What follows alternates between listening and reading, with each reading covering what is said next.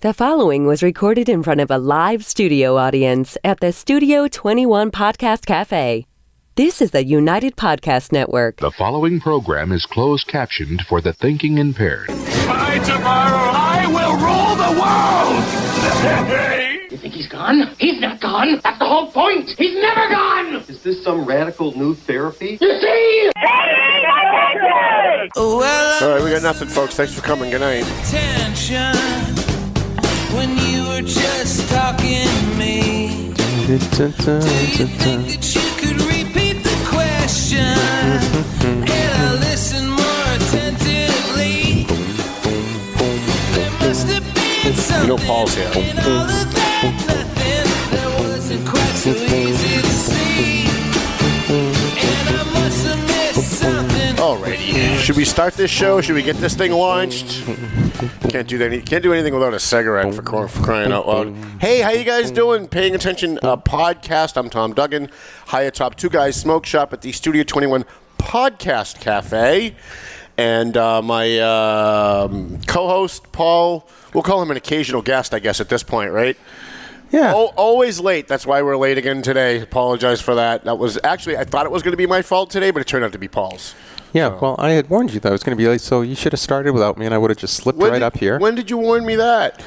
I emailed you last night. Oh, you did? I IM'd you last night. Oh, yeah. I don't know if you've paid attention, Paul. I'm in Facebook jail. Have you paid attention? No, I IM'd your alias last night. Oh, my alias? Yeah. Oh, all right. Okay. Like you had told me to. I did not see that, so I guess maybe that might be my fault. Who knows? Oh. I guess I'll take responsibility for that one. Wow. Maybe. All right. So we've got a pretty good show for you today. There's a bunch of things going on locally. There's a great state story that I think you guys would be interested in. I know Paul will certainly be interested in it.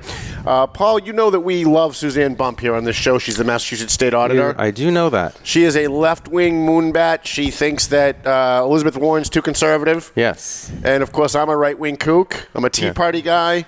Our politics do not intersect anywhere on the spectrum. Not at all. There's like nothing anywhere on the political spectrum that we agree on. Like, we don't agree about what day it is. We don't agree what time it is. But there is one thing you agree on, and that is economic justice.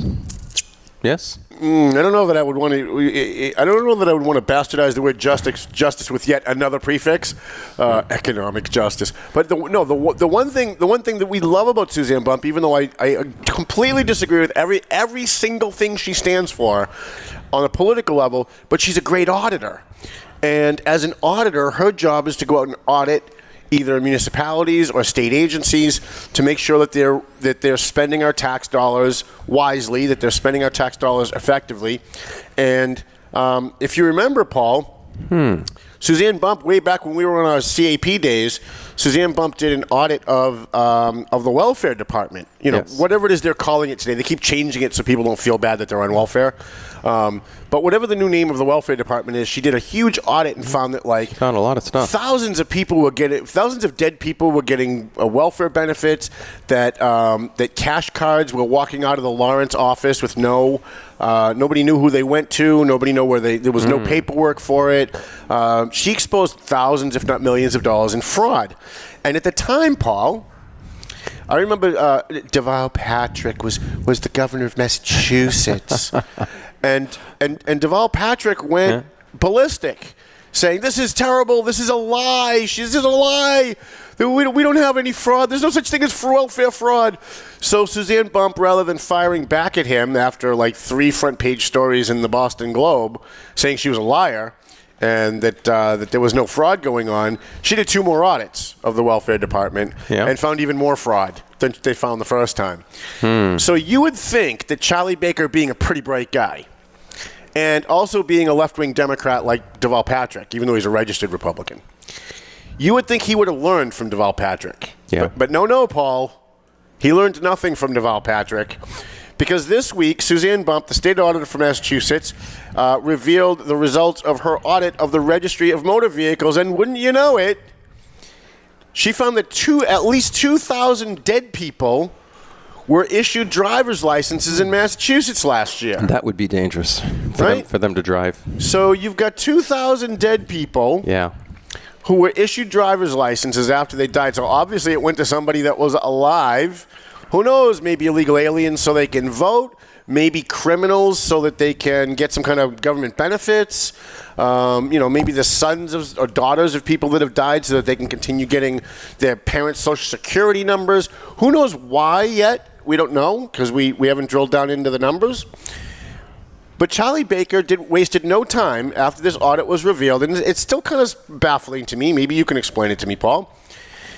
But Governor Charlie Baker spent zero time saying that this is a lie. It's a lie. It's not true. She's saying it because I'm a Republican and it's election time and she's making us look bad. And you would think that Charlie Baker, being as smart as he is, and he's a very smart guy, he's a friend of ours, you would think that he would embrace that and say, now that we know that there's 2,000 people that got licenses that shouldn't have, let's do an investigation to find out how this happened, to make sure it doesn't happen again. And thank Suzanne Bump for making our government a little bit more effective and efficient. And what's happening with these licenses? Find out. Yeah, let's find out. These 2,000 licenses. Right, let's find out. Instead, it's a lie. It's not true. Baker saying that? Yeah. Wow. Yeah. And I'm a little surprised by that because it's obviously not a lie. It obviously is true. Again, I would much rather vote for Charlie Baker. If Charlie Baker ran against Suzanne Bump for governor, I'd vote for Charlie Baker. Right. My politics and his politics are much more aligned, even though he's still pretty much a left-wing Democrat with an R next to his name. I'm okay with that because in Massachusetts, you're not going to get a right-wing Tea Party guy elected. It's just not going to happen, right? There are a bunch of left-wing traitors, and you see Charlie Baker now. Somehow, I don't understand it because there's no way he can lose the race for governor, right? There's no way he can not get reelected. So this isn't going to hurt him politically. And he's the one that's always pushing for transparency in government. He's the one that's always pushing for more effective and more efficient ways of spending our tax dollars and getting rid of, quote, waste, fraud, and abuse. He's a fiscal conservative, right? Fiscal conservative. If he's conservative any place, it's fiscally. So why would he follow the path of Deval Patrick and say, oh, no, this makes... And I couldn't figure out why because it's not like it makes his administration look bad. Yeah, it happened under your administration. But he's the governor of, 30 different departments. He's not the one handing the licenses out. It's not like it makes him look bad. So I can't figure out why... So he's denying that it's that there's any validity to this at all. Right. He says none of it's true. None of it. And he's going to prove it, or he's just going to fluff it off and say... He's just going to say, nice job, Suzanne, keep playing? We don't listen to you? Prove it. Nobody proves anything in government except Suzanne Bump, which is why we love her. I mean, what the heck is Suzanne going to do now? She did her job, and they're not going to listen to her? Paul. Yes? What did she do the first time? I guess nothing. No. What did she do the first time when Deval Patrick said it's a lie? She went out and she did 2 more audits of that same department and found more fraud. Well, yeah, but what did the government do about it? Oh, government doesn't do anything. Government hasn't done anything. What is the purpose of having her there? I guess I'm too logical for Massachusetts. At least the public knows the fraud that's going on when she unveils it. When she did the welfare fraud stuff, I'm pretty sure nobody went to jail. So now we know both parties, when they're in power in the governor's office, are going to do nothing about it. So now the voters know that. Is that what you're saying? Yes. Okay, so what are the voters going to do now? Well, it's up to you to elect people who will not do that. Look, it goes back to Methuen. It's great because I wanted to segue into this for the second topic. It goes back to Methuen. I hold the people of Methuen fully and wholly responsible for all of the corruption, waste, misspending, and mismanagement that's going on and has been going on in Methuen for the last 10 years. Because they're the ones that continually vote in idiots like Bob Vogler and Jim Jajuga and Joyce Campagnon and people that just get in and cover everything up. They get in and they cover everything up no matter what it is. If it makes somebody look bad that's a friend of theirs that contributed to their campaign, his son held a sign for me at election time, they just cover everything up. And so now the chickens are coming home to roost in Methuen, and everybody's running around saying, oh, my God, we're shocked to find out there's gambling going on in this casino. Shocked! How could we possibly have known any of this? Shocked? Shocked! Yes. So when you look at what's going on in Methuen, people are asking the same question you just did about the whole Suzanne Bump thing. What are we going to do about it? And the only thing they can do about it is in the next election, vote for other people. In the next election, research the candidates that you're voting for. Stop voting for people because they have the same ethnic last name as you. Stop voting for people because you look at their address in the ballot and they might live in your neighborhood. Stop voting for people because your babysitter's mailman's paper boy, is related to that guy. right? This is why people vote, and there's at least a 5 to 8% what we call a dummy vote out there. People that would just vote for the first name on the ballot, or people that'll just vote for a guy because I got an Irish last name and he's got an Irish last name, so I'll vote for him. Well, you're actually missing out on the most popular reason why people vote, and that is the letter after the last name, whether it be an R in a partisan race, right? An R and a D, right? I mean, in Methuen it's all local, so there's no R and Ds, but you're right. On a partisan level, it's Hitler could come back from the grave, run as a Democrat. Christ could come back from the dead and run as either an independent or a Republican. Christ loses every time in Massachusetts, and in Lawrence he loses 9-1. Because in Lawrence, they literally vote in every election. It's 9-1 consistently, right, Rich? I'm trying not to laugh. Consistently 9-1. No, you should laugh. It was funny. You can laugh at my jokes. By the way, aren't you doing a comedy thing soon? I am doing a comedy thing soon. Yeah. We'll get back to Methuen in a second. All right. On September 21st at Salvatore's restaurant in Lawrence is going to be the Dave Russo show. Now, if you went to see, was it Lenny Clark? I think it was Lenny Clark. He backed up Lenny Clark a couple months ago, and we've seen Dave a bunch of times. We've known Dave. He came on the show when I was on CAP, and he did a fundraiser for Puppy Girl. Puppy Girl runs a nonprofit called One Tail at a Time, where they rescue puppies that are about to be exterminated, and then she finds foster homes for them. People take care of the dogs until she can find a permanent home for them. Okay. She screens people, and so anyways, Dave did a fundraiser for her. And so we met him there, and then he came on the show a bunch of times. And we were at I think it was the Lenny Clark show 2 months ago. And the guy that runs CPF Productions, which is the company that brings the comedians into Salvatore's and books the comedians for local clubs, the guy came over to me after the show, and he said, I was watching your show yesterday. I was watching your podcast. You're a funny bastard. And I'm like, well, I always wanted to be a comedian, but there's no money in it, so why do it? And he said, how would you like to, in the next couple of months, how would you like to come up and, MC? And you can tell some jokes in between, introducing the comedians. And I was so honored that he asked. I almost just said no because I've already been rewarded. He asked, that he thought I was funny enough from watching my show that I could get up and do comedy. And I almost just said no because I'm already fulfilled. But I said, you know what? Maybe I'll do. I've never done it. I've always wanted to do it. Maybe I'll do it. So I said, you know what? I'll do it. When do you want me to do it? He said, when Dave Russo comes. I know you guys are friends. It'll be a perfect mix. You guys can chat before the show. You can coordinate stuff, and then you can go up and you can go on. So now, who's the guy that did it when I went? The in-between guy? What's his name? Yeah, I cannot remember his name. Okay, whatever his name apologize. is, are you going to spend that much time and with humor in between comedians like he did? Yes, except I have one promise for everybody. I'm not going to be funny. All right. Yeah, I'm not going to be funny. I have to lower. That'll get them. I have to lower everybody's expectations, so that way, if I am funny, it'll be a surprise and everybody will laugh. All right. But I'm not. Let me put it this way: I'm not going to try to be funny. I'm going to get up and I'm going to tell stories because I don't think I'm a funny guy. I just think that the stupid, ridiculous things that happen in my life are hysterical. Right. And I'm going to talk a little bit about relationships because that's like the funniest thing in the world. People are so stupid when it comes to relationships; they don't even realize how stupid they are. I agree. And we'll talk about Italians because it's always fun to talk about Italians. Those Italians. It's one of the few ethnic groups that you can talk about that they don't get all worked up. They're not a bunch of sissies. They don't run around. You're being mean to us. It's racism. It's our passionatism. Right. I just have one question for you. What would you rather have, a dollar or a D'Amata? I have no idea what that means. What? What'd you ask me? I said I have no idea what that means. Okay. But which one would you rather have, though? $1. Aren't you going to ask me what it is? No, I said I don't know what it means. You didn't answer me. Yeah, I know, but you're not saying it right. Oh, you were setting me up for a joke? Yeah, yes, that's it. Yeah, yes. Don't go into comedy, Paul. All right. See, most people would say, what's a D'Amata? Then I would say, nothing. What's a D'Amata with you? Yeah. And that's my one. Oh, Brucey. That's one. Oh, I'm channeling Ronnie Ford. Oh, Brucey. That's one of my. It's the only Italian joke I know. It's the only Italian joke he knows. No, Italians are always talking about how Italian they are, no matter what you're talking about. right? We've talked about this on the show a bunch of times. And we'll get back to Methuen in a minute, but Paul sidetracked us.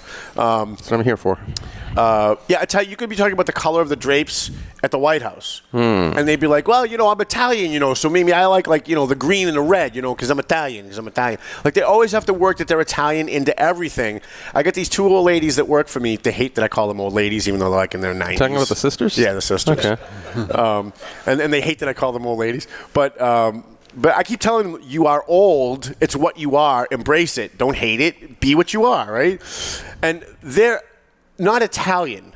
They're Americans. They were born in this friggin' country. They're Americans. But they run around talking about how friggin' Italian they are all the time. And I'm like, I'm sorry, what country were you born in? This one. Then you're not Italian, you're American. So they definitely look and sound Italian. They called me. They try to sound Italian because they want to be Italian, but they're not. So they called me last year and said, for your bash, we're going to make you some great maragutti. So you're going to make a what? We're going to make you some maragutti. Maragutti. I said, what the hell is a maragutti? Oh, well, maybe you'd say it manicotti. Right, because I was born in this friggin' country, I'm going to call it manicotti. It's called manicotti. It's not maragutti. Well, it is in Italian. You're not in Italy. Anyways, that's a preview of what we're going to be talking about on my my comedy. Oh, if that's it, I think I'll stay home. Yeah, stay home. That's why I told you I'm not going to be funny. So back to Methuen. So you've got this situation in Methuen, Paul. It just gets worse and worse, as if it couldn't get any worse. The last time we were here talking about the corruption, the waste, the mismanagement, the misspending in Methuen. This week, Methuen Mayor Jim Jajuga, we're all very familiar with him. And by the way, I got the official Oakley Dokley from my lawyer to talk about this. I ran it by him this morning to make sure I was okay. Violated the open meeting law this week. Now, it's not earth-shattering. He didn't commit murder. He didn't rape anybody. It's not. He didn't steal any money out of the coffers that we know of. But he did violate the open meeting law, and to me and to a lot of people, that's a big thing. There's a state law in Massachusetts, I'm pretty sure most states have this, where because you're supposed to be doing all of the public's business in public, you're not supposed to be meeting privately to discuss public business. Okay. You're also not supposed to be emailing other members of a board. Like, say you have a 9-member city council. The president of the city council can't send an email to everybody saying, I want to urge you all to vote on the next budget because it's got some really good stuff in it, and here's why. Because that's a deliberation that's supposed to be taking place in public. It's not supposed to be taking place privately among a majority of the board. Now, you can email your fellow board members if you don't email a majority of the board. If you don't email a quorum. Because a quorum can make a decision. They can actually make their decisions before the meetings. Apparently, Mayor Jajuga likes to make decisions before he sits at the meetings and all the information comes to him. He sent an email this week to every member of the city council telling them why they should vote for Brandy Kwong, the assistant superintendent of schools, to be the interim superintendent of schools now that Judy Scannell has resigned. And he emailed them. It was about, and I posted the story, it's on valleypatriot.com. He emailed them how he met with her in his office, which seems kind of wrong to begin with, right? Because everything's supposed to be done in public. And he met with her in his office, and she convinced him that she should be the interim superintendent while they're looking for a new superintendent. Now, we all know how this works. Anybody who has followed school boards, and unfortunately I've spent way more time in my life than I should have following school boards. Time I'll never get back.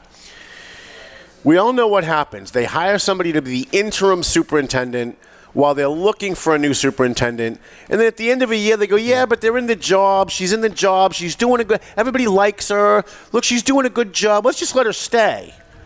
And they do this massive nationwide search, or they pretend it's a nationwide search. It's really not. And then at the end of the day, they just give it to the person that's actually sitting in the interim position, the acting position.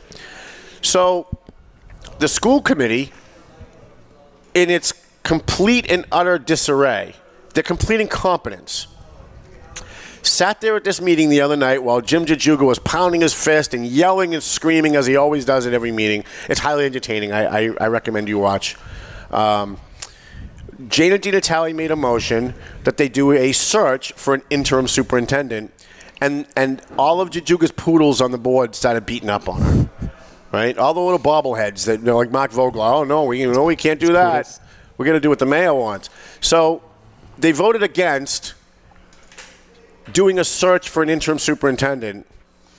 And then the mayor, of course, goes on his 5-minute tirade where he admits that he violated the open meeting law by sending a letter out to everybody on the school board telling them how to vote. And says we should appoint Brandy Kwong right now. She's eminently qualified, and she sat in my office. And to me, she sat in his office. To me, that kind of means maybe they made a deal. That's what I think, right? That's my opinion. The school board votes no, not to make her an interim. Oh. Bob Vogler, who's normally the poodle, who's normally the follower, who basically does whatever Jijugo wants, starts yelling back at him, saying, no, wait a minute. We can't just appoint her. I mean, what are we doing here? I mean, this is how we got into this mess with Judy Scannell in the first place. We can't just appoint her. So they vote no. Susan Nicholson makes the motion. The mayor seconds the motion, which, by the way, is illegal. He's not allowed to second motions. They vote it down. So now they all look at each other like a deer in headlights because they're almost all of them, save two, are completely incompetent. And now they've voted against making her the interim superintendent, but they voted against searching for a new superintendent. So now what do? They have no idea. They're all sitting there going, well, what do we do now? So Jana DiNatale says, well, how about I'll just remake my motion, which I'm not sure is legal. I always thought you had to wait a year after a motion fails, but that might just be city council. She says, why don't I remake my motion for a search, and let's start the search process for an interim superintendent. And then that one passes, I think unanimously, maybe almost unanimous. I can't remember the actual vote. So here we are, 2 weeks after the superintendent scandal resigned because she wasn't certified and didn't have a license for 18 years, and nobody knew anything. Wow. And everybody swept it under the rug, Paul. They accepted her resignation. There's no investigation as to how this happened. There's no investigation as to who knew in the school system. Did the school boards know? Did the mayors know? Did the assistant superintendent that they're trying to replace her with know? Because it was Brandy Kwong's job to make sure that people were certified in the school department. That was the assistant superintendent's job. Well, I'm just curious, did she lie on her resume, or did they just not ask her? She lied. Okay. She lied at school board meetings and said that she was certified and she had her license. And she didn't have her license. She's been superintendent for 8 years. So is she going to pay back all of her paychecks? Well, no, because there's no investigation as to how this happened and how much the school should be reimbursed. And by the way, there's also no investigation. We're trying to get in touch with Jeff Riley, but there's no investigation as to how the State Department of Education allowed her to be superintendent for 8 years without a license and without certification. Mm-hmm. I mean, she was in constant contact with the State Department of Ed when it came to budgets and overruns and special ed funding and formulas. She went to the superintendent's conventions. I mean, they knew she was superintendent. They also obviously knew she wasn't licensed. How did this happen for 8 years? There's no investigation by the state. There's no investigation by the local school committee. The city council has not called for an investigation. I mean, it's crazy to think that the mayor would want an investigation, but obviously he doesn't want one either. So it goes back to the whole thing that you asked about Suzanne Bump. We come full circle, Paul. Yes. We or the auditor or the newspapers or other people unearth corruption and waste and mismanagement of our public dollars and favoritism and nepotism, and nobody ever pays a price. Except, in this case, Judy Scannell, kind of.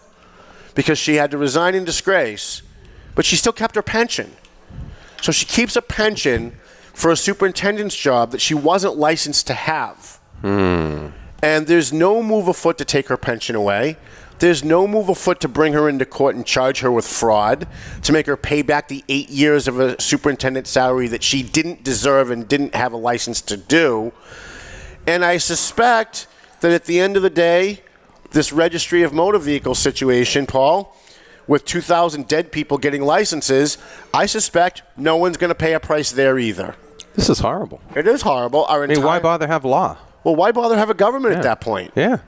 You know, why don't we just all pay taxes and let the politicians steal whatever they want? Yeah, do whatever they want. Because they're doing it anyway. Real seriously, they're doing it anyway. Now, it's weird that Methuen has become the new Lawrence when it comes to politics. When it comes to crime, Haverhill has become the new Lawrence.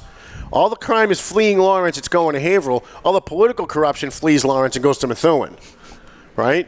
And what's Lawrence becoming? Lawrence is getting better. Like, believe it or not, Lawrence has had 4 murders this year. It's now September. Last year at this time, there were 9 murders in Lawrence.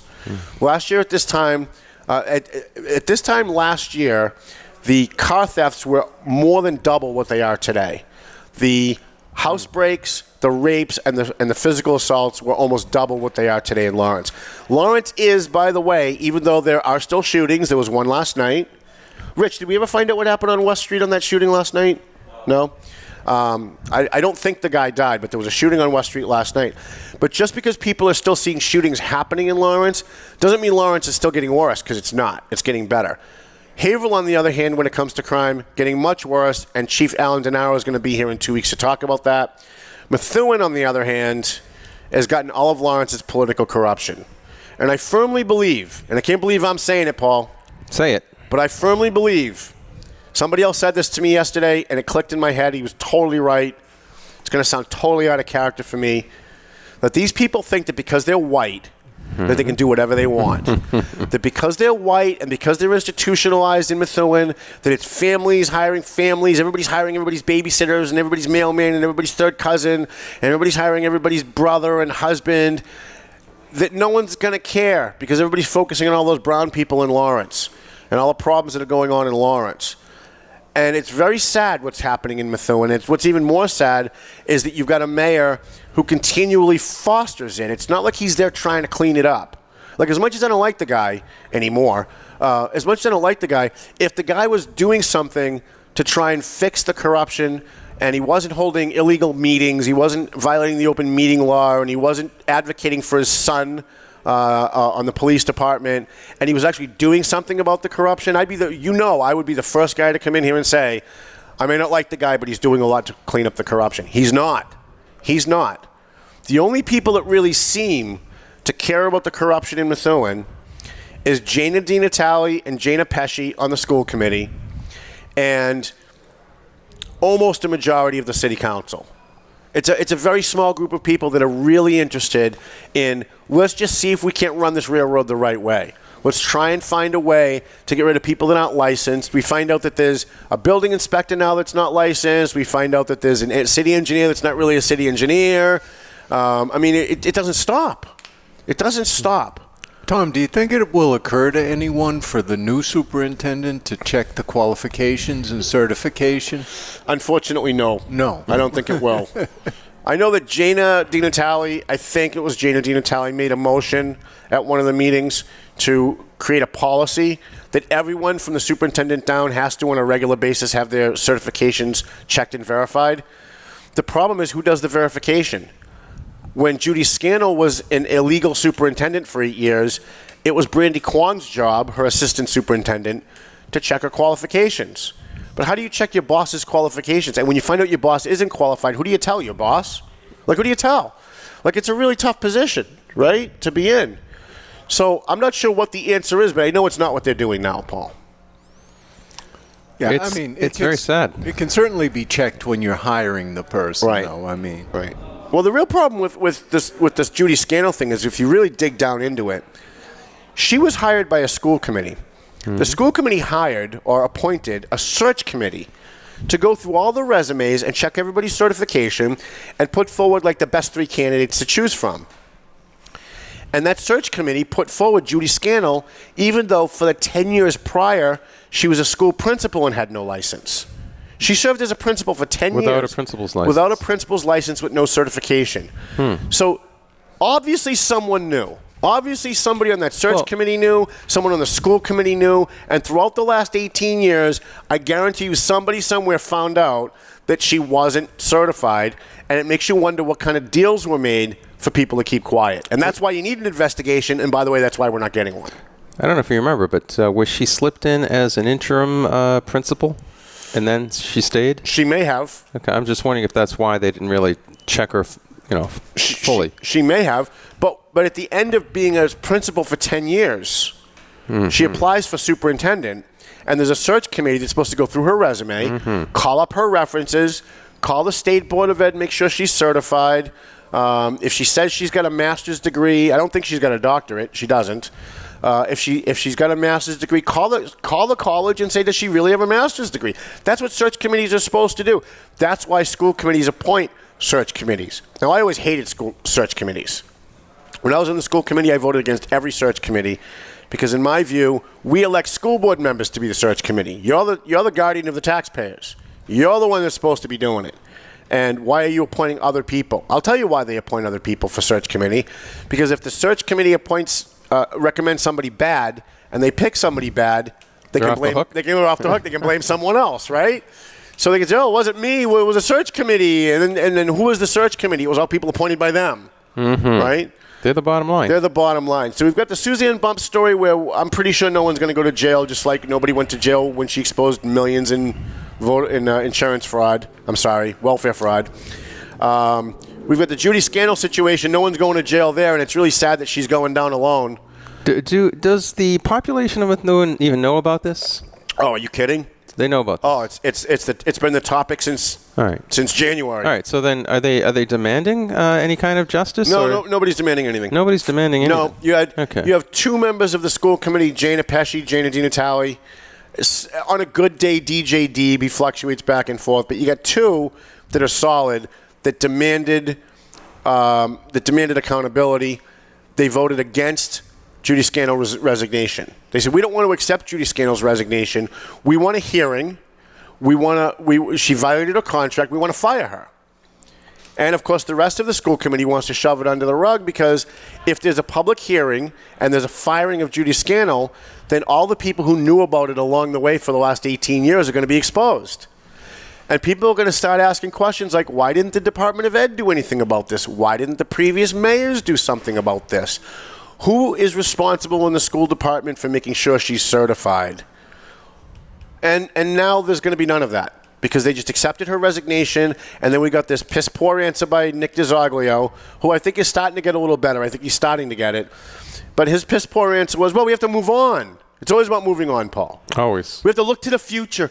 The children are the future, Paul. They are. The children are the future. And we have to move forward for the sake of the children. Yes. And so just talking about how it got this way and holding people accountable, it links us to the past, Paul. We can't have any of that. Reminds me of Jerry Ford. We need to go into the future. Yeah, right. Not worry about what Nixon did. Unbelievable. So this is where we are in our state of politics today. It's where we are in our culture today. People can rip off the taxpayers. They can commit voter fraud. They can commit welfare fraud. They can commit fraud as a superintendent of schools and as a school principal. The RMV can give 2,000 licenses to dead people, and no one's going to go to jail, and no one's going to be held accountable. It's funny, when I have foreign students come in and we talk about their countries and so forth and their cultures, they're always telling these stories about the corruption of the police and the governments. And I'm thinking, whoa, that is so strange. I'm so glad that the United States doesn't have anything like that. Yeah, we're heading in that direction. It seems like we're heading in that direction. Our entire culture is devolving, Paul, because we've lost our sense of ethics. We've lost our sense of morality. But worse than that, we've lost our sense of ethics. When someone gives their word, when I give my word, the Valley Patriot has been publishing almost 15 years. Right now we have about 48 advertisers in the paper. Not one of them have a contract. I have somebody call me and say, I'm interested in advertising. Can you send me a contract? We don't have contracts. I take you at your word. If you say you're going to advertise for 6 months, I'm going to give you a discount for 6 months. And if you leave us after the 3rd month, that's on you. We'll never do business with you again. And we will post on social media and tell everybody in our network to never do business with you again because you have no ethics, right? Your word isn't good. When I give my word, I keep it. And if for some reason something happens and I can't keep it, I don't start playing word games. Well, that's not exactly what I meant. That's not, everybody's looking for a way out to make themselves not wrong. You just try to make it right. You give your word, you keep it, but if something happens and you can't, you go out of your way to make it right. And no one wants to do that anymore. Everybody wants to get out of it. Everybody wants to find a way to not make good on their word because suddenly it's inconvenient after they've given their word. And that's where we are. That's the reason all of this is happening. I think that's the root of it. I'm sure you think it's abortion, but it's a lack of character, lack of virtue. and the radical individualism in this country that continues to fester. Right. All right, we're going to take a quick break. Ed Sullivan, the voice of Purgatory. We come back. Do you have anything for us, Paul? No. Or just end the show right there? Well, what do we have? You have nothing at all? Like, there's nothing in the last week at all? There's Actually, there is something that when I was driving up here, yes. I found out that they're about to Anita Hill Judge Kavanaugh. Really? All right. Yes. We'll talk about that a little bit when we come back. Explain to people what that means for those of you who are too young to remember Anita Hill. Back after this on Paying Attention.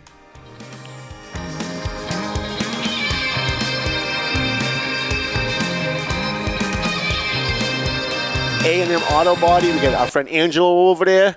Angelo Memolo over there. He does great work on your car. So if you got a ding in your car, somebody hit you, you got a mechanical problem, you bring it to A&M Auto. He's on South Broadway in Lawrence on Inman Street. Angelo will take care of you.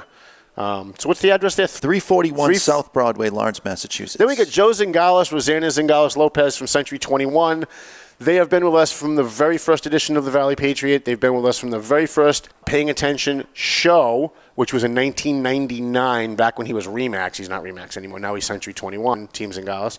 And they sponsor our bash. They gave a $1,000 scholarship this year. They gave a $2,000 scholarship last year. And that money comes right out of their pocket. That's not like they're collecting money from other people and just using it like I do. They actually took money out of their pocket. So I don't know why these guys love me so much. I really don't. But Twin Lights, let me tell you how dedicated I am to helping my sponsors. The guys at Twin Lights Security needed an extra security guy to do private investigations and to do security for a certain thing in Boston. And they posted it on my page and asked if it was okay if they could use my page to solicit hiring people. And I said, you know what? As busy as I am, these guys sponsor the show. They sponsor the Valley Patriot. They give us $1,000 for the bash. I'm going to go work for these guys. So I called up Pat McLaughlin and I said, look, you help us every single time we need something. Whenever I put out a call, you're there. If you need an extra person and you're short, I'll take the night off and I'll come work for you. And so I have been. I've been doing some work for them because they're helping us. And so there's no reason why I shouldn't be able to find a way to help them in the meantime. So if you need security or if you're getting divorced and you need a private investigator, if you have a business and you need a private investigator or security, you want to call Twin Lights Security. They're based out of Gloucester, but they're very local. If while I'm driving around Lawrence, I get shot and killed, make sure you get my body to Perez Funeral Home because we do business with the people who do business with us. And he's on South Broadway with it's the old Scott Funeral Home. If you're an old-time Lawrence resident, it's the old Scott Funeral Home on South Broadway. Perez Funeral Home at 298 South Broadway in Lawrence. They do crematory services. They do all the stuff that they're supposed to do, right? And Mike's a big fan of the show.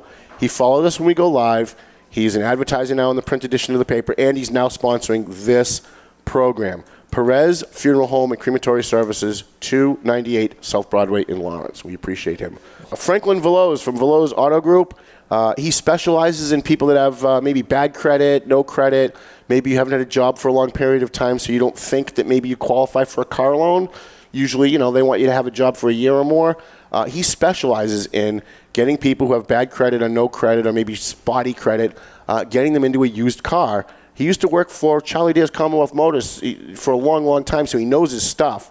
I think he was a credit manager over there or something. So he knows what he's doing, and he follows us live, too. I really appreciate that he does. Every time I see him pop on, I'm very excited about it.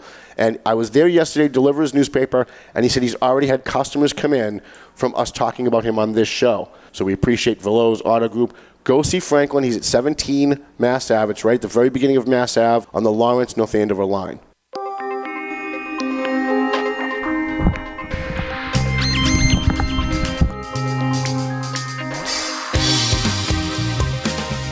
Alrighty. So every week we ask Paul, do you have anything for us, Paul? And usually he says, no, not really. And you've got a whole week to come up with at least one topic, Paul. Can you maybe just come up with one topic a week? Is that possible? I'll see what I can do. Yeah, I mean, I don't want to tax you too much. I know it's very tough to come up with one topic a week that we can talk about on the show. But before we went to the break, you said that there was something you did want to talk about that had to do with the Supreme Court nominee Brett Kavanaugh, and you said that they were going to Anita Hill her. What does that mean, Paul? My understanding is that Dianne Feinstein has received a letter from somebody, and in that letter... Oh, no, not a letter. A letter. Oh, he's done now. She's got a letter.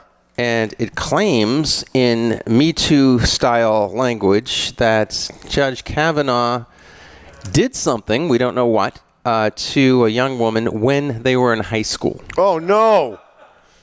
Oh, that's it. He's done. When they were in high school. Well, that's it. That's my understanding done. of it. Are there really people on this planet that are so friggin' stupid that they would let that color anything? Well, this is what I'm thinking. People like Susan Collins and maybe one or two others in which the Democrats need probably are saying, I can't vote against my party right now, but give me a little something. Give me an excuse. Give me a reason to vote against the guy. Give me a reason to vote against. Yeah, so they probably conjured, in my opinion. So then they're liars. They're phonies. I don't know. They probably conjured something up. Because they want to vote no, but they... And I tell you what. But they need a public reason to vote no, even though they want to vote no, but they have no real reason to vote no. If they tried to find something on anybody on this planet, it will be found. Right. The question is, will it be relevant? Now, if I ever get nominated to be a Supreme Court or anything, and they dig into my background, you're going to find lots of things in my background that I've done that we're all human. We all do stupid things. And, of course, you were on Trump's short list. I was on Trump's short list. Yeah. But it's good that you weren't picked. I would never have gotten the votes. Yeah. I would never have gotten the votes. Even the Republicans would have been voting no on me. So I remember unanimous. I remember as if my family that would be showing up going, he's evil! He's evil! Don't put him on, he's evil! So anyway, he dunked me under the water when I was 5. Anita Hill, for all of those who are younger than us, was conjured up by the Democrats for the Clarence Thomas hearings when he was being heard as a Supreme Court justice. The same charade as we're going on with Kavanaugh. And at the very end of the Judge Thomas hearings, they brought her in, and she did her thing. She said, when I was working with him, he said this to me, he touched me that way, he did this, and the whole thing was just out in the open. And all the Judge Thomas. He put a pubic hair on my Coke can. She said that was one of the ridiculous things. Right. But and I kept saying, okay, let's just say all of that is true. So what? And all he could say. So effing what? Is it's not true. I deny it. This is crazy. But even if it is true, let's just say that all of that was true. So what? What does that have to do with how he interprets the Constitution? We're not electing a pope. We're not electing somebody to watch your children. I've been saying that the whole time. This is nothing. We're appointing somebody to interpret the Constitution. None of this has anything to do with being a judge. Right. It's all gotcha character assassination. And it's all. It's all theater, in as much even the Republicans are doing it. He's a wonderful guy. He's a great family man. He loves his children. Pets puppies on Sundays. He's a soccer coach for his daughter. Right. They do high fives together, and he goes out and feeds the poor when he's not doing anything else. Well, that's a good thing, though. Well, they're all good things. But that's nothing to do with interpreting the Constitution. Exactly. Right. Sure, he's a great guy, but what's that got to do with this? Right. Well, we got breaking news yesterday, Paul. All right. What? Breaking news from CNN. There's a hurricane coming, and it's Donald Trump's fault. Yeah. Well, Trump, hurricanes don't like presidents. The hurricanes that don't like the presidents. It's all Donald Trump's fault. Now, those of you who think I'm just exaggerating to make a point, I'm not exaggerating to make a point. According to CNN, the hurricane is Donald Trump's fault because he's against global warming. He doesn't believe in global warming. Therefore, the hurricane, every death on this hurricane is on him. And they wasted no time to show a video of Donald Trump saying that the federal government was a tremendous success in the way that they responded to Puerto Rico, which I agree with. Now, anybody who watches CNN probably doesn't agree with that, because all they were told was, it was a disaster. One idiot on CNN yesterday actually said, I don't know how many people it was, I'll just make up a number, like 3,000 people died. 3,000 people died. Is he calling the death of 3,000 people a success? No, he's not. He's saying the response of the federal government was a tremendous success, given that it's an island and it's very difficult to get all of these supplies onto the island and find a place once they get there to put all of this stuff and then have a network to disseminate all of the food supplies, water bottles, blankets, whatever it is that they sent over there. But they spent no time blaming Trump for this hurricane, blaming Trump for the last hurricane, and saying that he's, of course, a liar because he says that they had a great response and 3,000 people died. I'm surprised they didn't accuse Trump of harassing this. It's a female hurricane. Right, Florence. yeah, it's a female hurricane. Yeah. Right. So. Now, weren't hurricanes always male names?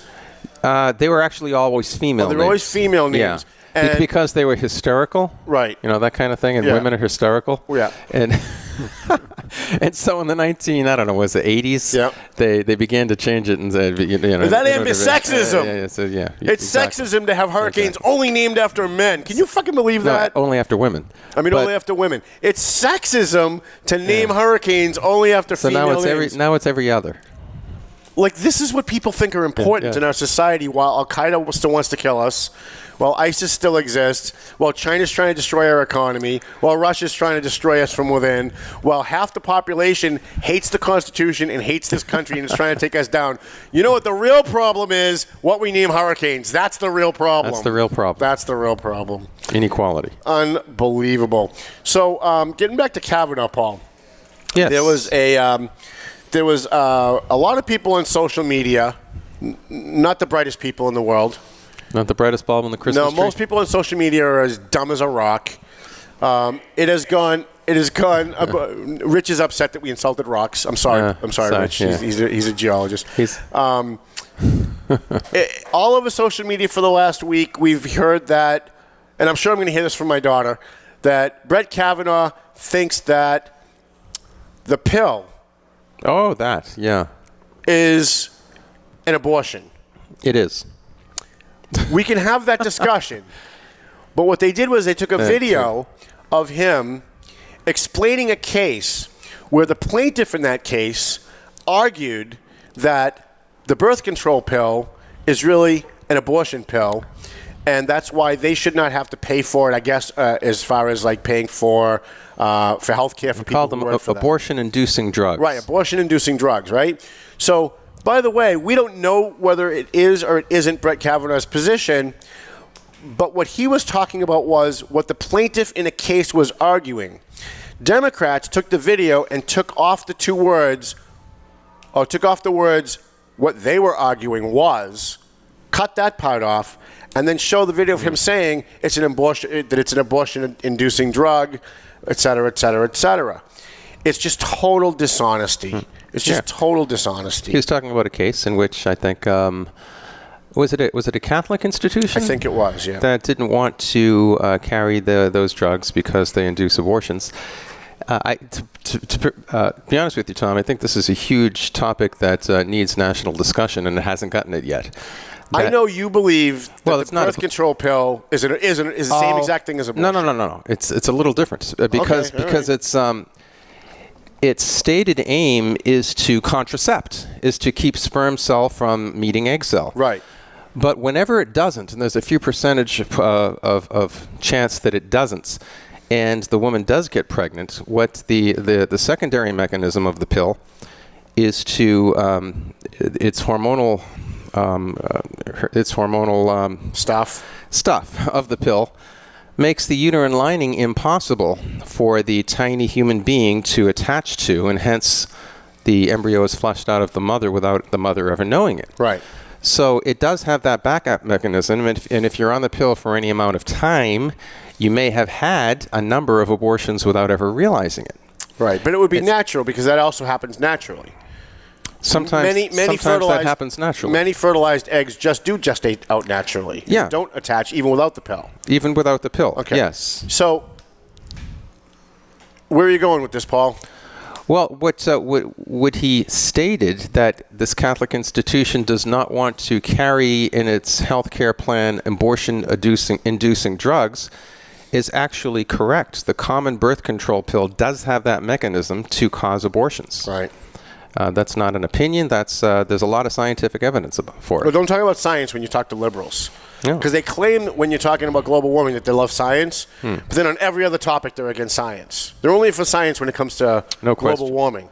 Yeah, and of course, because Donald Trump doesn't believe in global warming, he's obviously evil and he's causing this hurricane. Yeah. But let's just review. Let's just talk about this global warming for a couple seconds. We got a few seconds right there, Ed Sullivan. Absolutely. All right. So, in order to believe in the in the political religion of global warming. Yes. You have to believe in like 4 or 5 things. You have to believe all of them. Like even if you only believe like 3 of the 5 or 4 of the 5, then you really can't believe in global warming. You have to believe, A, that global warming is actually happening, that the Earth's climate is actually changing, and that it's bad, right? Not that it, I mean, who knows, right? Everything has a good and a bad. Yeah. Every pill that you take has a side effect, even though it has good properties.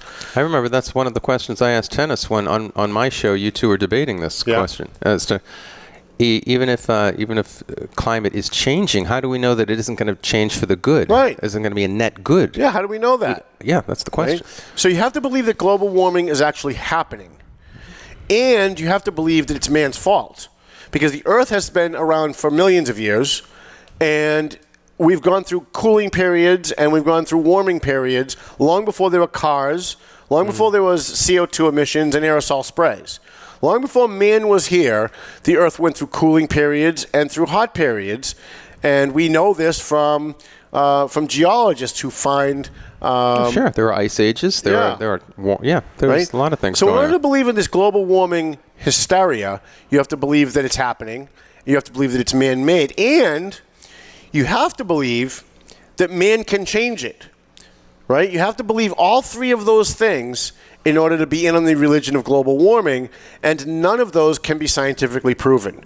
You can't take a teaspoon out of the ocean and do scientific tests on it and know what the temperature off the coast of Japan is going to be. You know what I'm saying? Yes. Like anybody who understands science, you have to take a representative sample that's going to be big enough.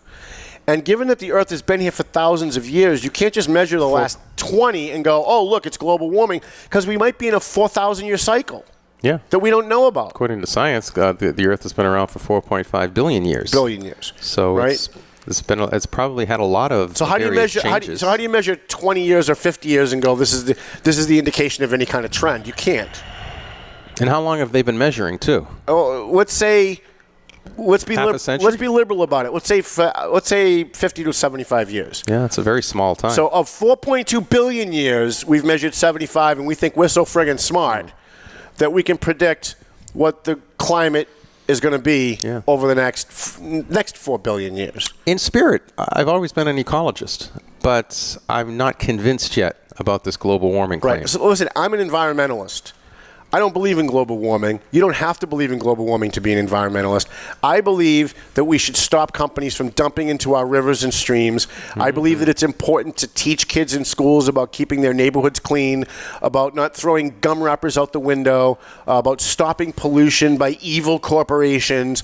I'm for all of that. In fact, we did a story about mercury at the foot of Mount Vernon in Lawrence at the water treatment station. And we called Massberg and we called all these phony environmental groups and said, hey, can you guys come down here and do some protesting? Well, look what we found. And they weren't interested. They were too busy out holding signs saying stop global warming, as if global warming is going to see the sign and go, oh, okay, I'm going away. Right? Like that. All they care about is holding signs and blaming America. And really what's behind all of this global warming stuff, it's a transfer of wealth. It's an attempt to transfer wealth from the United States to other countries. Because even this baloney straw hysteria that we're now in, where California banned straws, and even that idiot Tom Brady, who's really good at throwing a ball around but not really very bright anywhere beyond that, is out there saying, oh, we have to bring awareness about straws. Well, look, the United States has decreased our CO2 emissions. Can you get a close-up on this right here? Significantly. The straw? Yes, my straw. See my straw?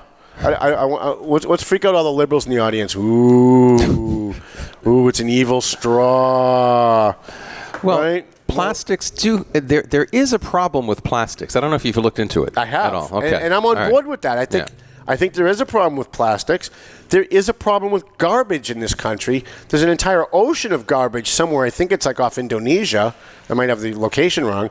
And I am against pollution. I'm totally for fining corporations that dump illegally.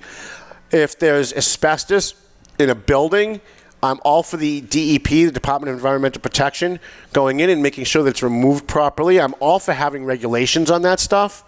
What I'm not for is forcing the entire country to give up our wealth to other countries that are still mining coal, that are still polluting the planet 10 times worse than we are as some way of making ourselves feel better and pretending that we're saving the planet. How arrogant is it that people think that if there is global warming and it was man-made, that we can stop it?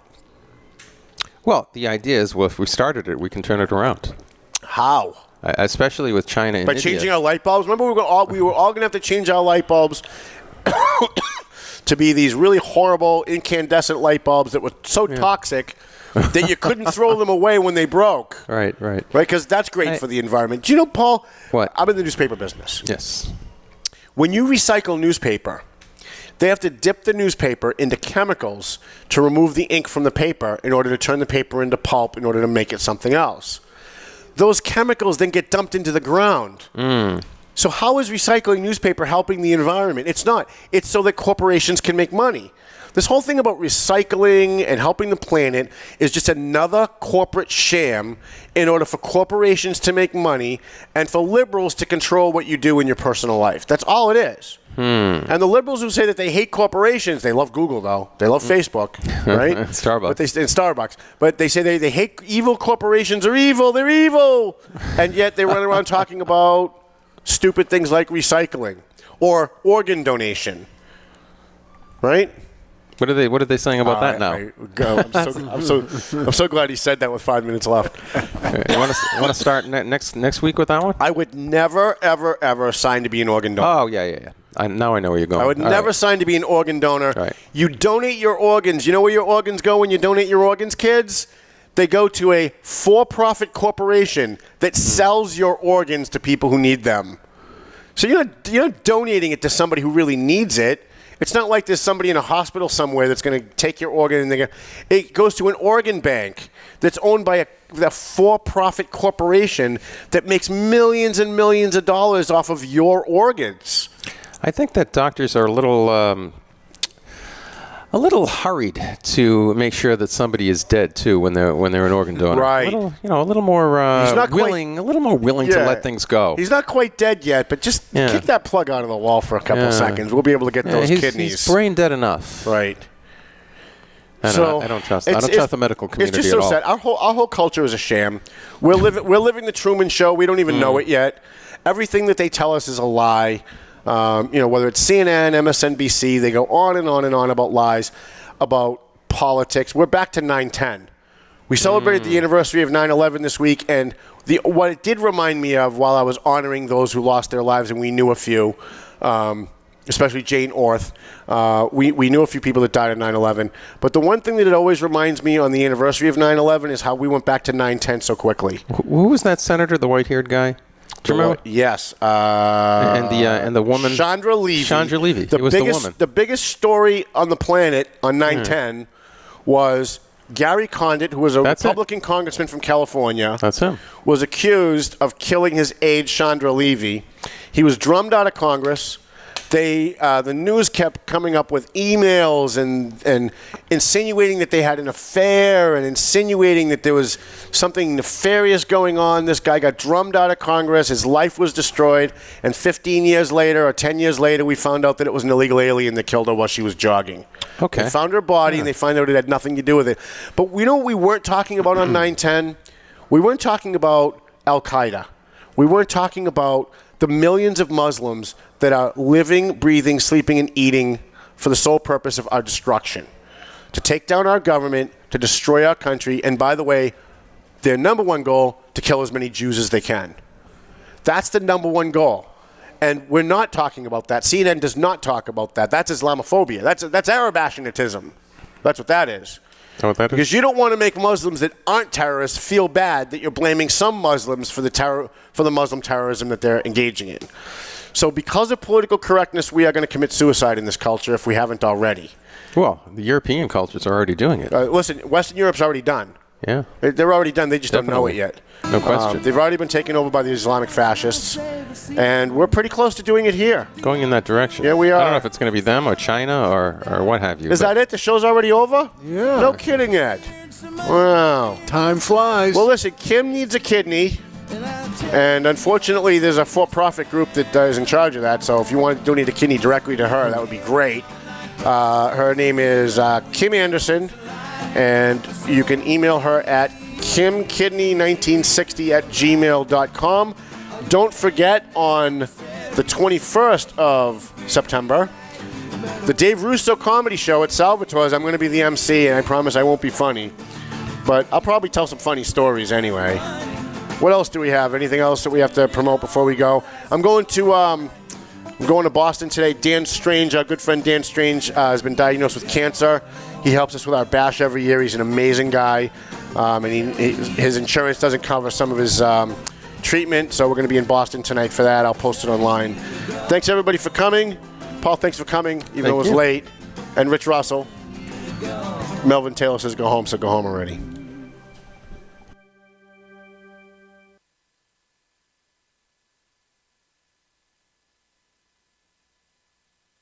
The views and opinions expressed by the hosts, guests, or callers of this program do not necessarily reflect the opinions of the Studio 21 Podcast Cafe, the United Podcast Network, its partners, or affiliates.